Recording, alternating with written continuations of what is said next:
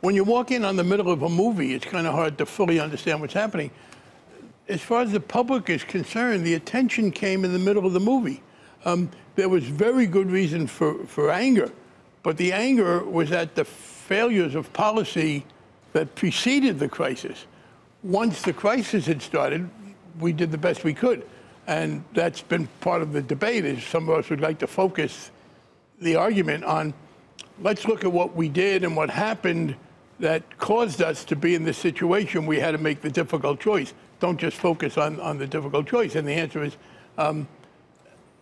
again, you don't get much credit for disaster averted in almost any business. And we averted a worse disaster, but people don't find that something plausible. Barney, I always think of you as somebody sitting in Congress. There's 535 members of Congress. You're somebody who always understood what was happening deeply with financial issues, and were able to follow through all of that. I wonder what you think today, because of that populist anger. It's got people on the far left and the far right very angry about situations right now. When you hear some of the proposals that are put forth by people who I think have a less sound understanding of the financial system, what do you think? What worries you? Well, I'm troubled. Actually, I'm less troubled than our trio of Ben Bernanke, Hank Paulson, and Tim Geithner. It's Geithner, Paulson, and Bernanke.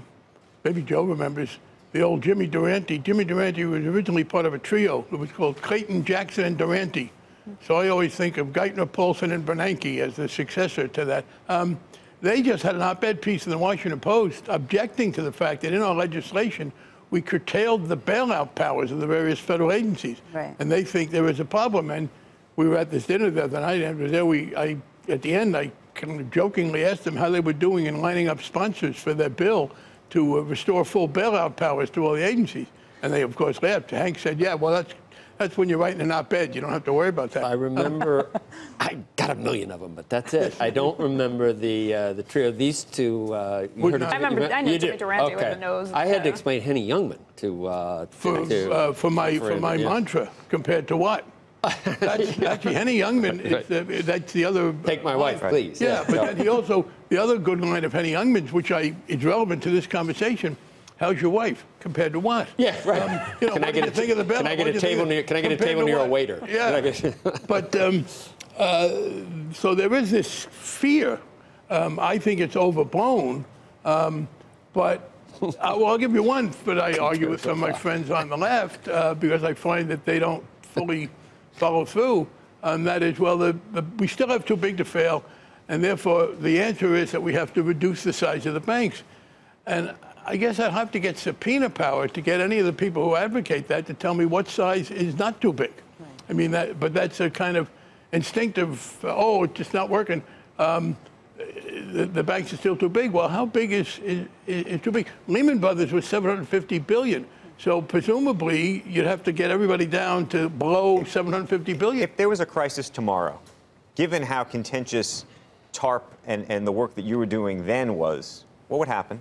Well, I think the law would be followed. That's actually one of the debates we have with people who say, oh, it's not going to work. Remember, the Orderly Liquidation Authority, which really came out of the request from Paulson and Bernanke, says if an institution can't pay its debts, and it's big enough so that would cause a knock-on effect, AIG again, Lehman again, anybody else, what happens is the federal agencies step in and take it over, begin the process of dissolving it, and pay only as much of the debts as they have to with taxpayers' money, but they get that back from the other entity. So that's what's supposed to happen. Now, what people who are arguing that won't work say, and I think they are totally wrong, Neil Kashkari apparently is arguing this, well, that won't work, they say.